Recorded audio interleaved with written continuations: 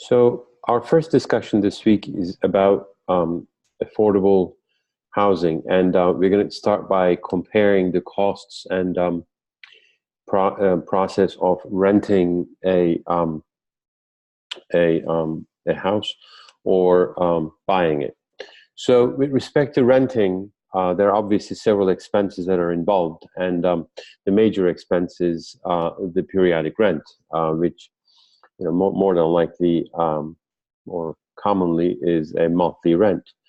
Um, the rent may include utilities or um, does not necessarily have to include it, but it is one of the major expenses of renting.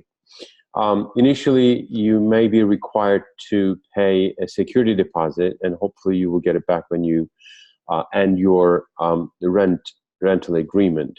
And a security deposit is against no rent payment, meaning that the landlord wants to make sure that if you miss a rent payment, there is a security deposit that he or she could simply collect from. There's always a damage deposit that's required to rent a place, and the damage deposit is against you damaging the property. It depends on the landlord, but it is pretty common to have a damage deposit that's equal to first month's rent or more.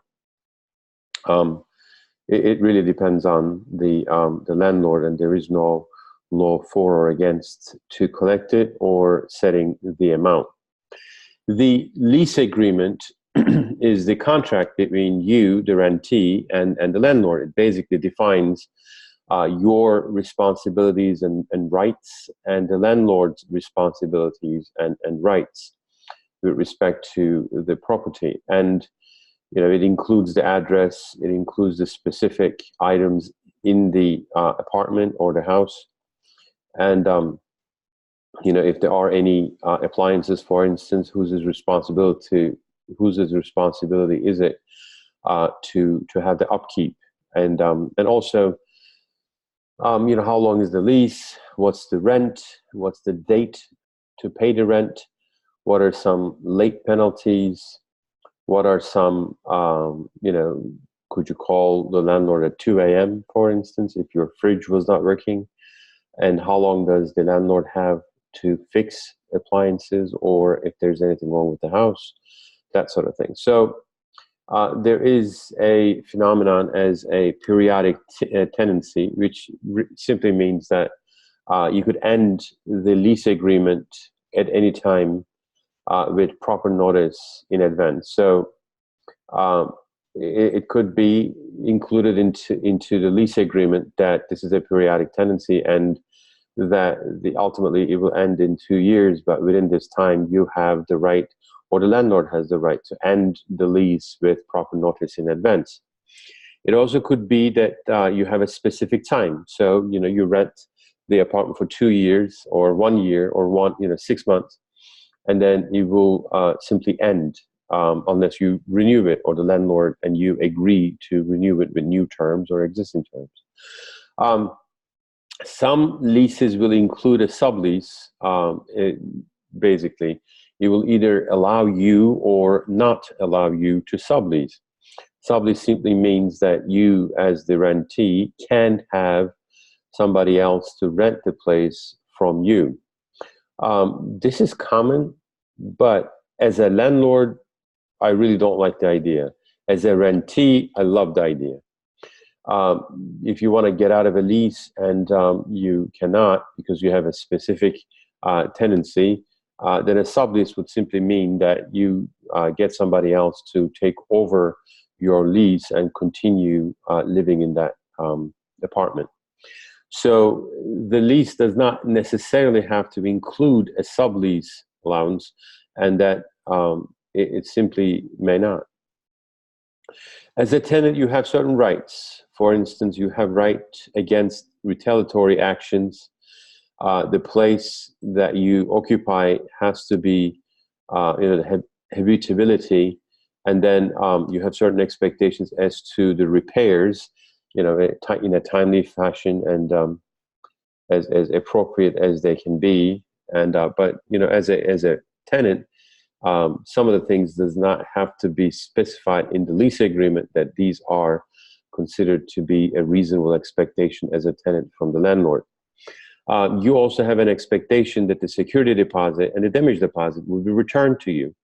The security deposit will be returned, if you keep paying your payments and you fulfill the period of time that the lease was signed for, and now you have a right to collect your security deposit back.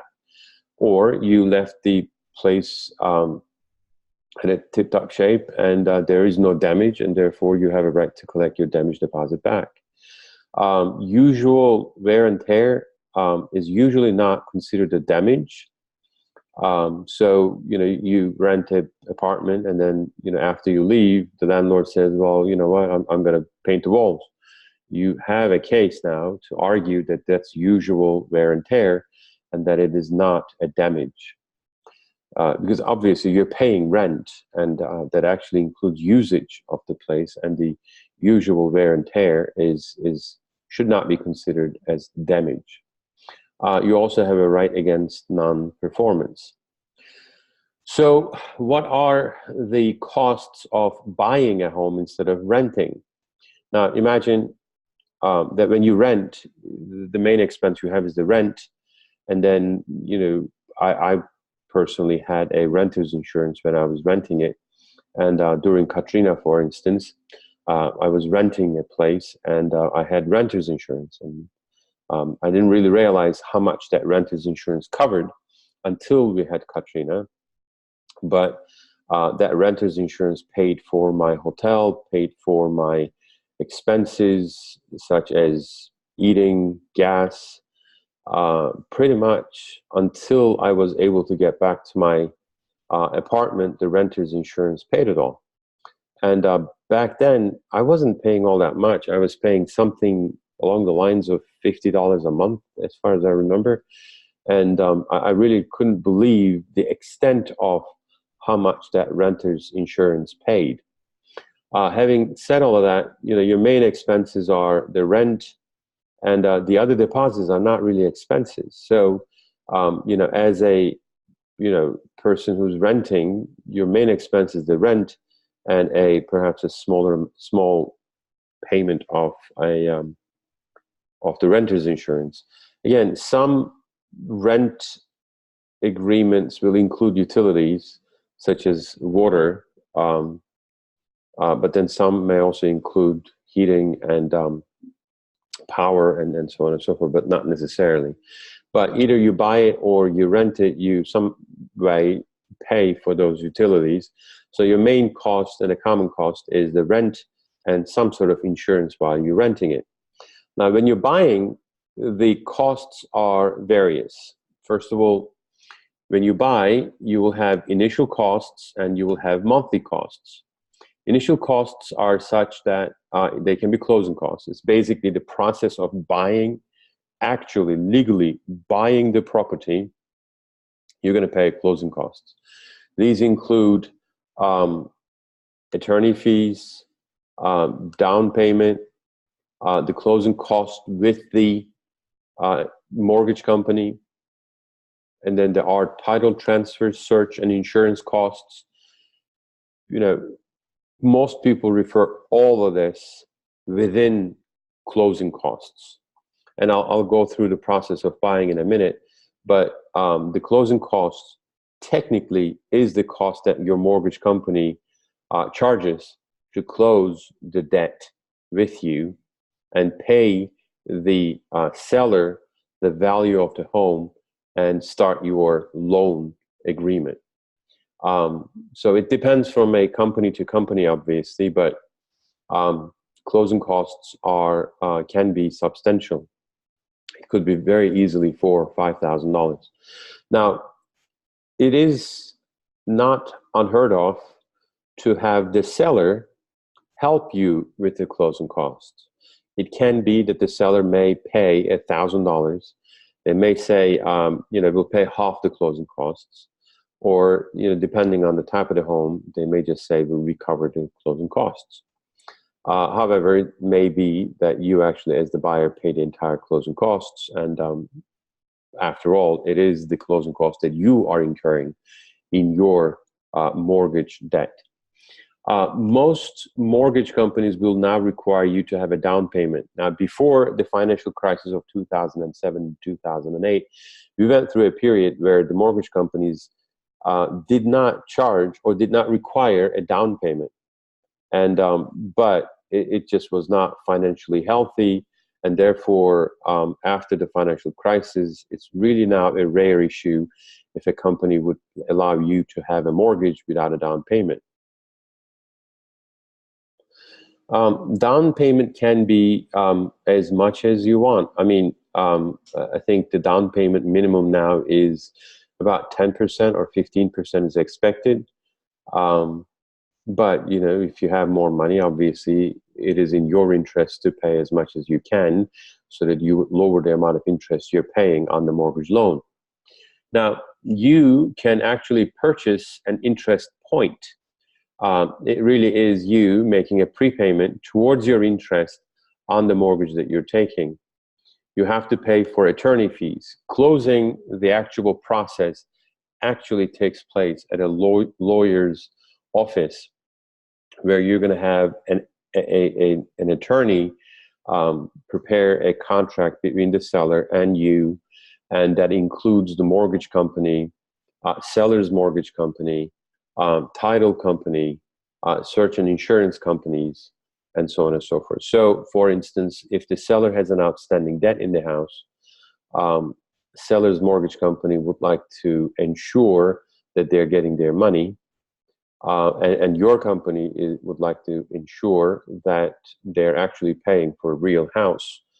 And so attorney is the key here, that basically gathers all these parties around the table, in a way, and executes the actual title transfer, payment transfer, initiation of the mortgage, end of a mortgage from the seller perspective, and starting of an insurance, ending an insurance from a seller's perspective. So it's a very key process. Attorneys actually specialize in this. So more than likely, you're going to have a real estate agent who knows an attorney, who she or he has been working for a long time.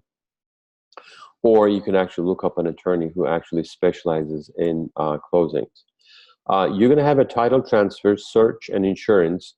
You want to make sure that your title is clean. There are no issues with it. There are no fraud.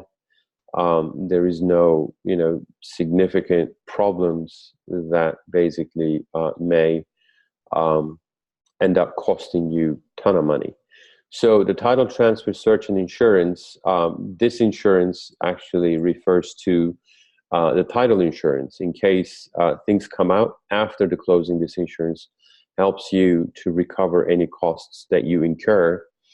And the attorney will actually arrange all of this. They will basically take care of the title transfer. They're going to do any search with respect to the title and any previous issues with the title, and provide an insurance, or provide through an insurance company, a title insurance. You're going to need an inspection and an appraisal, and these are very important. Keep in mind that an inspection or an inspector actually works for you. He or she will go into the house and it will inspect everything in the house, from cabling to plumbing to the foundation to your backyard to fence, everything about the house, and will prepare an inspection report for you. Now, at this point, you can still back out of the deal if the inspection doesn't come out as you like. You could negotiate certain things. Like, for instance, at once when I was selling my house, the inspection came out, and then they said that they found certain issues with some of the windows, that there was the certain windows were foggy, and they said the buyer wanted to have a discount of $500 so that they could replace the windows. So this came out of inspection, and as the seller, I could have said yes or no. I mean, I accepted it. I don't remember the fog, but I accepted it. But again, inspection can be major. You know, if they find a crack in the foundation, that's huge. If they find, you know, fire hazards or flooding hazards and so on and so on, that's huge. Just keep in mind that it may be that the seller is paying for the inspection, or as the buyer, you're paying for the inspection. It doesn't really matter who's paying for that person, for the inspector. Inspector works for the buyer. The appraisal is for the good of the mortgage and the insurance company. Mortgage company like to know that they are actually paying whatever they're paying, and it is for the house, that they're not paying for anything else but the house. Because, see, they are taking the house as a collateral, and there will be they're going to put a deed on the title, and that will be their collateral. So they want to make sure that whatever money that they pay actually is the value of the house. So for instance, an example, let's say that you agreed to buy a house, and then there are certain apparatus in the backyard, you know, like, I don't know, a tree house, a above ground pool, and you know, stuff that are not included within the value of the home because they are movable or they are not really considered part of the home.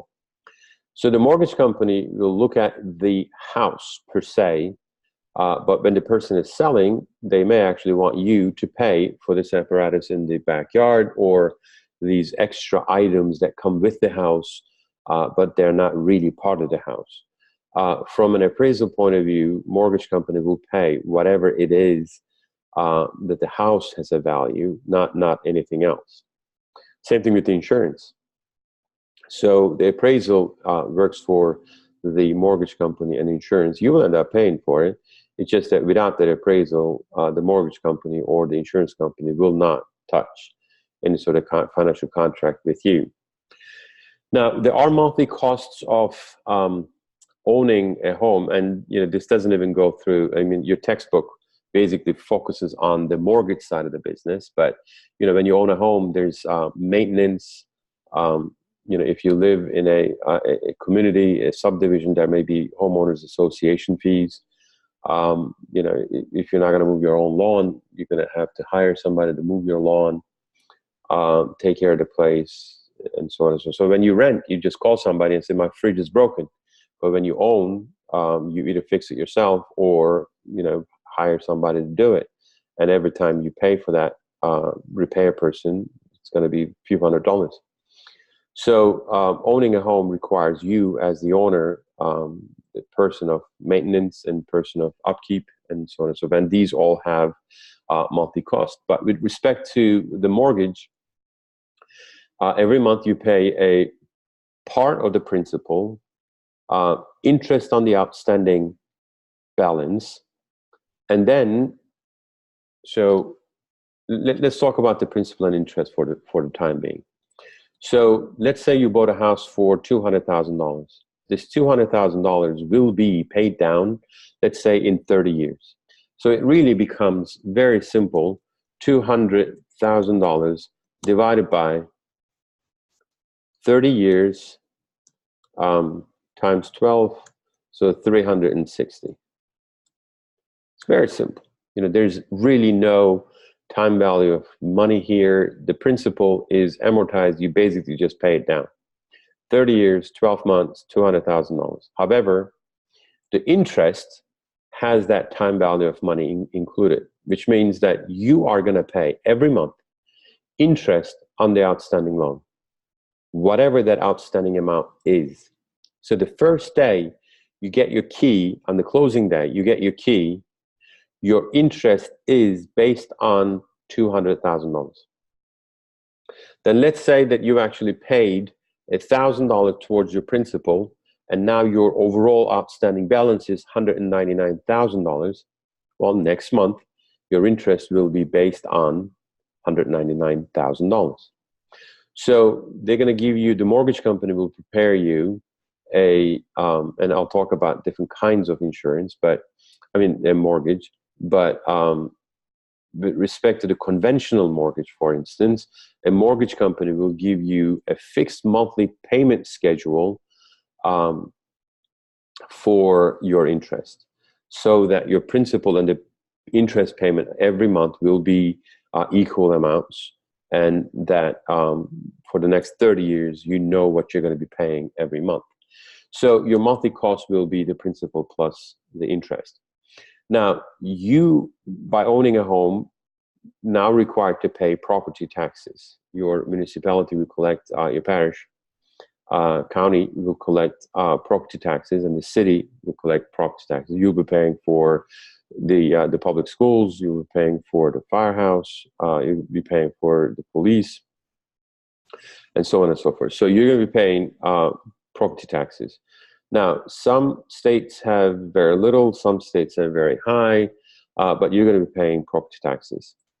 You are going to also pay for insurance. Now, we're going to talk about this in the next chapter this week. The insurance is for liability. A homeowner's insurance is about liability and protection of your items and your home. And insurance also is, as it is in common in Louisiana, for instance, flood insurance.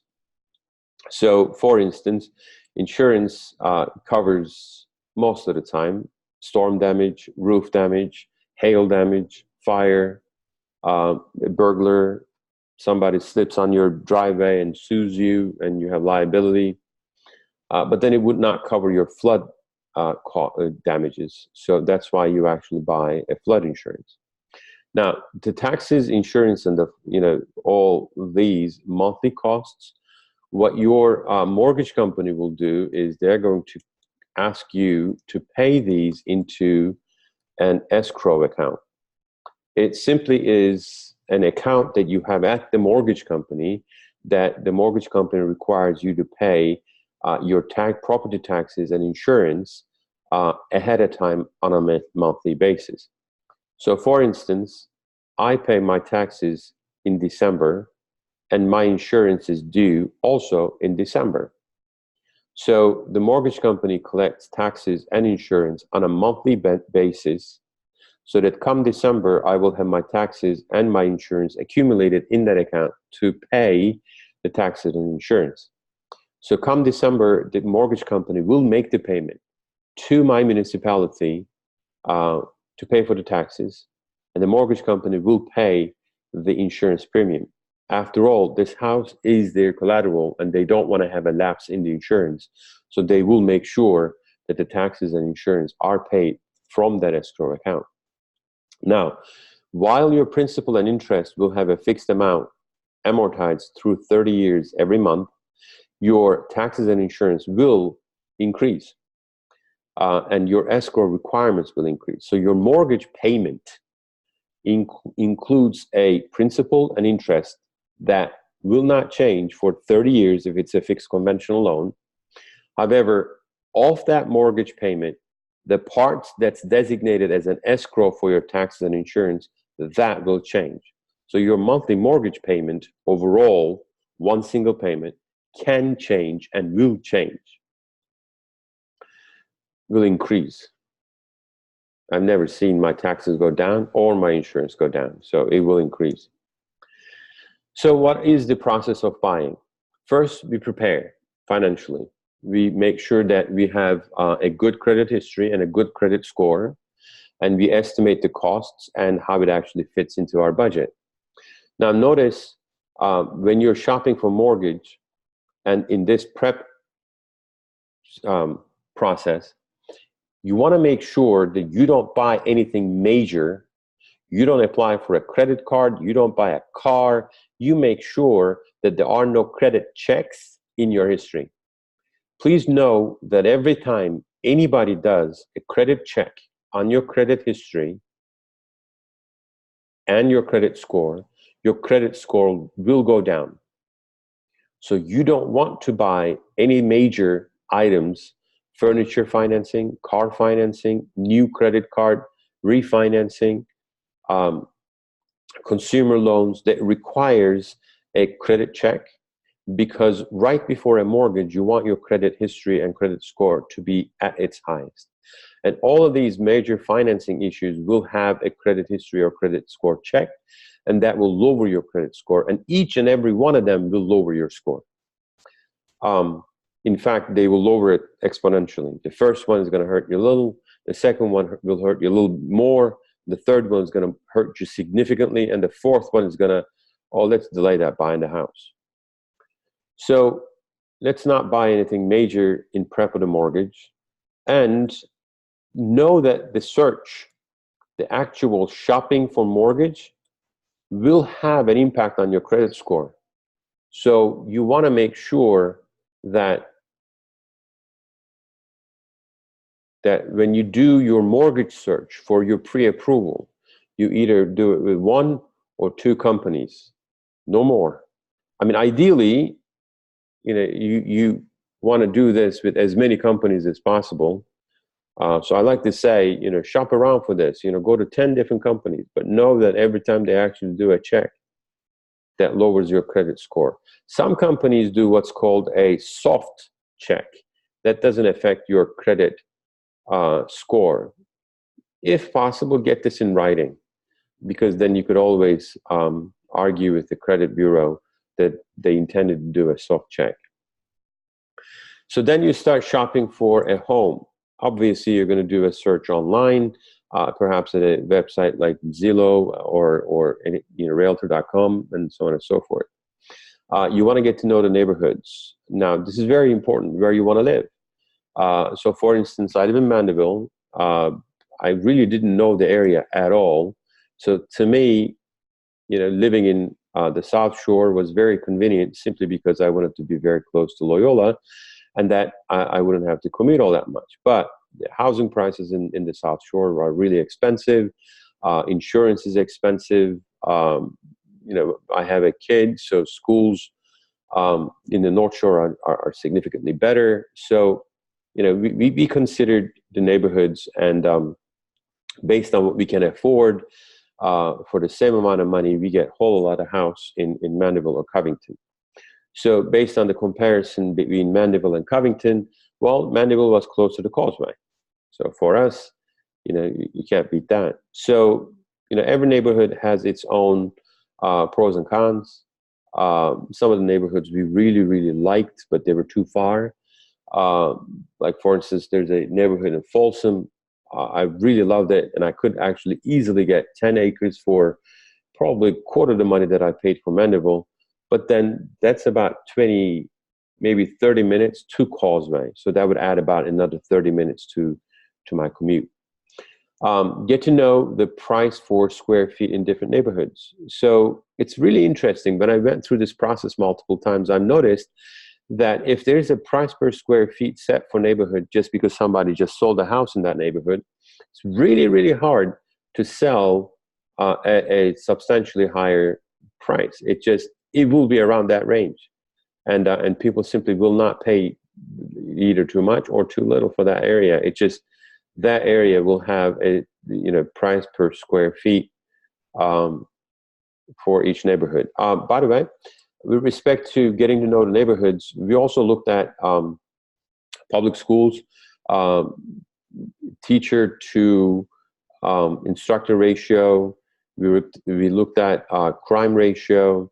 We looked at property taxes.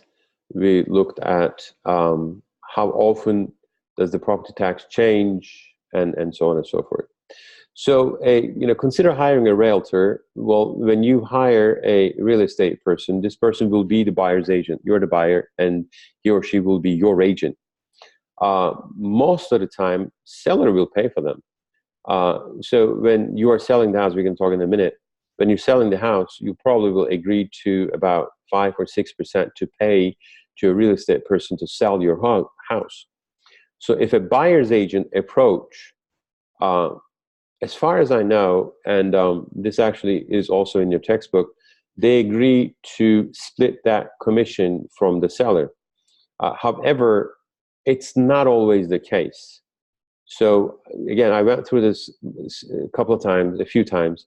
And I've noticed that sometimes the sellers, real estate people, do not agree to buyers agents splitting commission ratios. So there are sometimes negotiations. So please do check how it actually works in your state and in your area.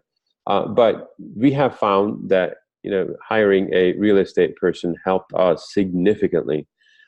In fact, I think that if we didn't have our real estate person when we bought this home, we probably would have made a huge mistake by buying in Covington area, simply because of the traffic and proximity to the causeway. With Mandeville, right now, it takes me about 5 minutes to go to Causeway, and the construction that's going on in Covington for the last 3 years, that commute would have been at least another 30 minutes. So our real estate person helped a lot, and she really deserved her pay. So when you make an offer, the seller will have an asking price, and you don't have to accept.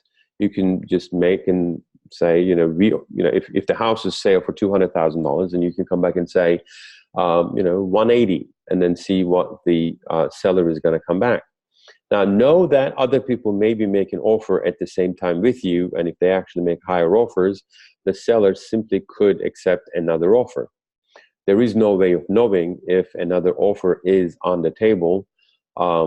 Therefore, make an offer. However, know that there could be other people making the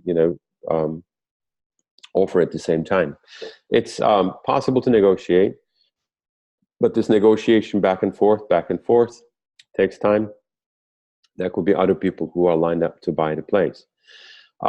You should include contingency clauses. So, for instance, a few years ago, I was leaving New Orleans, and I almost literally sold my home. And then, in a last-minute decision, we decided to stay. And my real estate agent, the same lady who actually bought us this place, she included a contingency clause that said that if things were to change and my plans were to change, that I could always renege on my sale offer.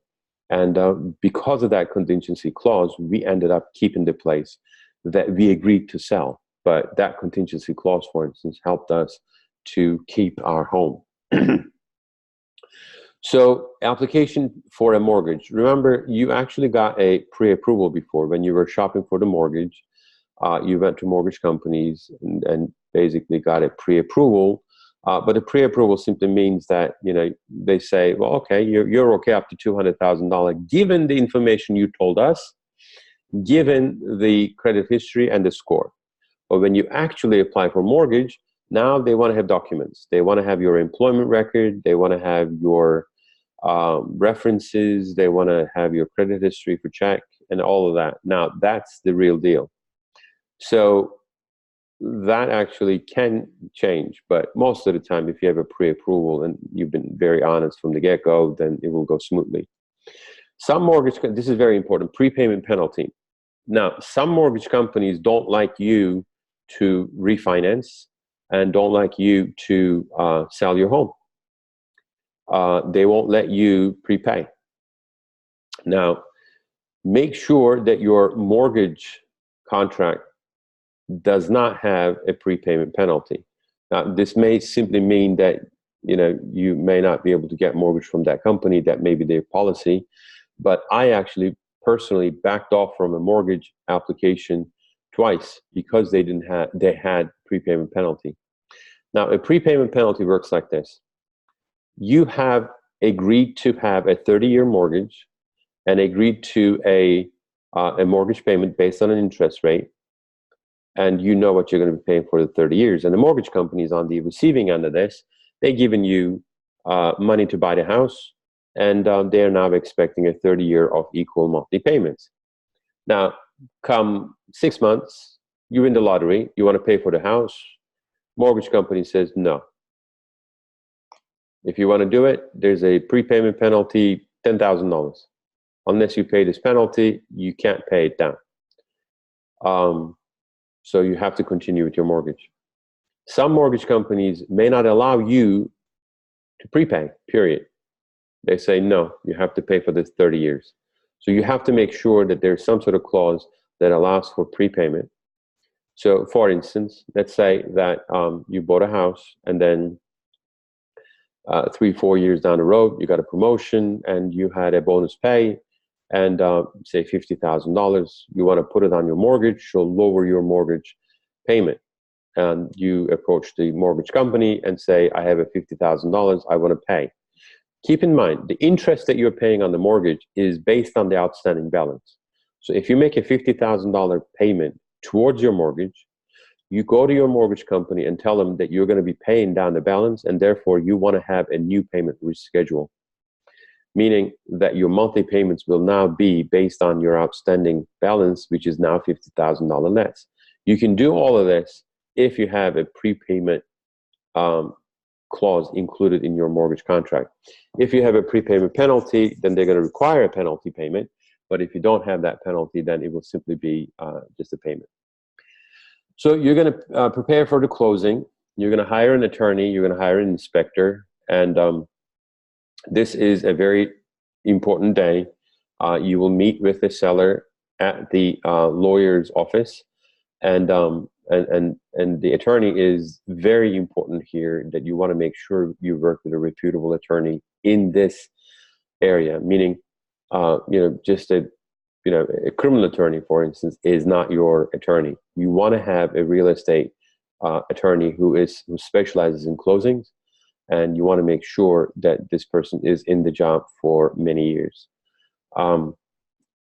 Like I said, your real estate person will probably have an attorney that he or she has been working with for a long time. So what's a mortgage loan?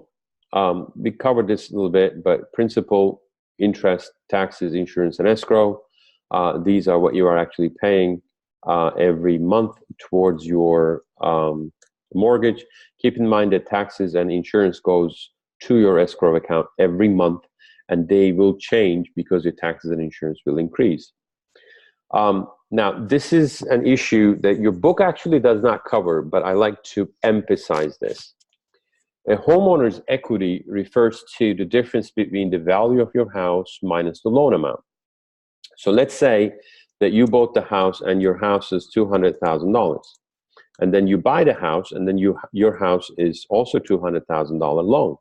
So the first day, everything is great. You have a value of the house appraised at $200,000. And you borrowed against it $200,000. Let's say that you made a down payment of $10,000, and you actually have a $190,000 loan amount, which means that your homeowner's equity now is equal to the $200K minus the $190K, and therefore you have a $10,000 off a homeowner's equity. That's the down payment that you made. Now, every month when you make a payment, the loan amount will go down. Let's say that a few months passed and you paid another $5,000, and the value of your home is now the same $200,000. Your loan amount is $185,000. Now you have equity in the house that's $15,000. Now this is the good case, and which is what we always hope. Now another good, or in fact a better case, time passed, your neighborhood value goes up, and then your house is reappraised at $250,000.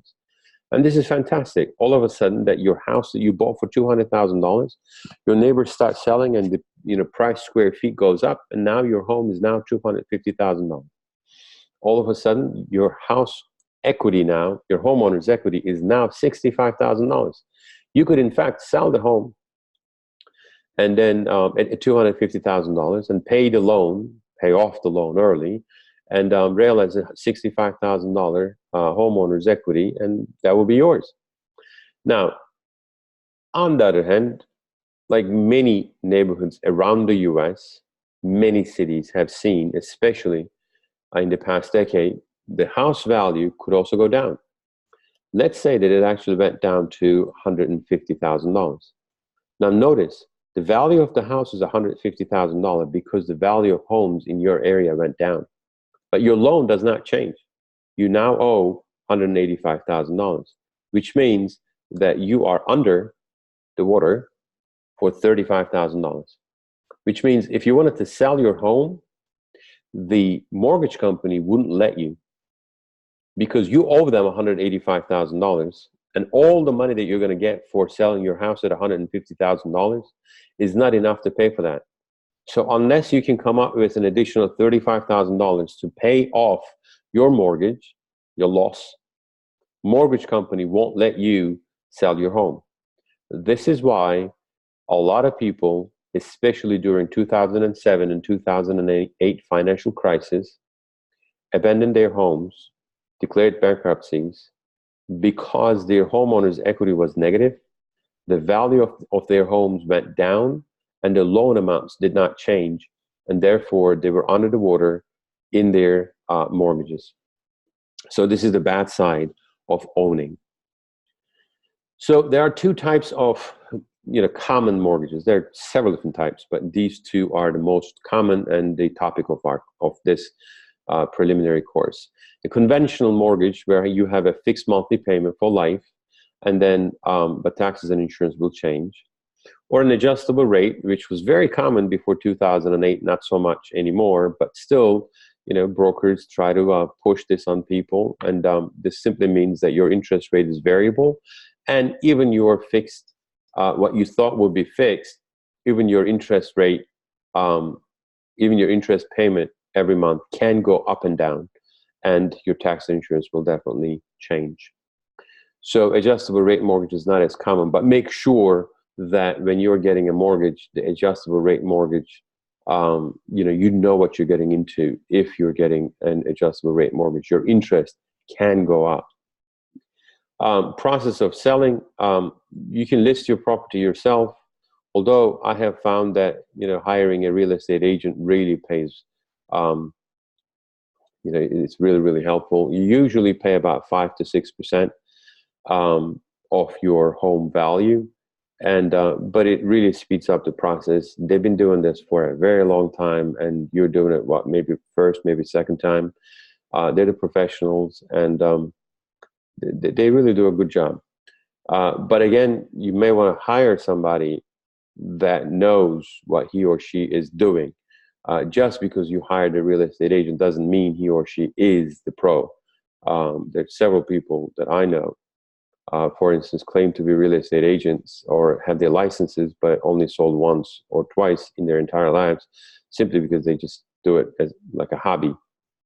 So the listing agreement is very important. That's an agreement between you as the seller and the real estate agent. And in my own experience, listing agreement is very important and binding up to 6 months. So you put your house on the market and you're a real estate agent, and you sign a listing agreement with a real estate agent, and the real estate agent doesn't do a good job, you can give warnings, you could try to find cause. However, you're kind of stuck with him or her for the next 6 months. So make sure that you include everything in that listing agreement. You make sure that you have a complete understanding and complete trust between you and your real estate agent. And again, if there is a prepayment penalty on your mortgage, this also may penalize you for selling your home early. I know that it actually sounds incredibly wrong, but mortgage companies can include prepayment penalty that may include a resale of your home. Now, obviously, you probably will sell your home before 30 years, but they may include clauses such as, if you were to prepay before 5 years, you'll pay $10,000 penalty. Or I'm just, the number is just made up, but they may include a number of years, an amount, and simply it will become a very cumbersome to sell a house if you have a prepayment penalty. So when you're taking out your mortgage for the first time, make sure that the prepayment penalty is non-existent, that you could prepay or sell your home anytime you want. So for our owning versus renting, this is our discussion. Thank you.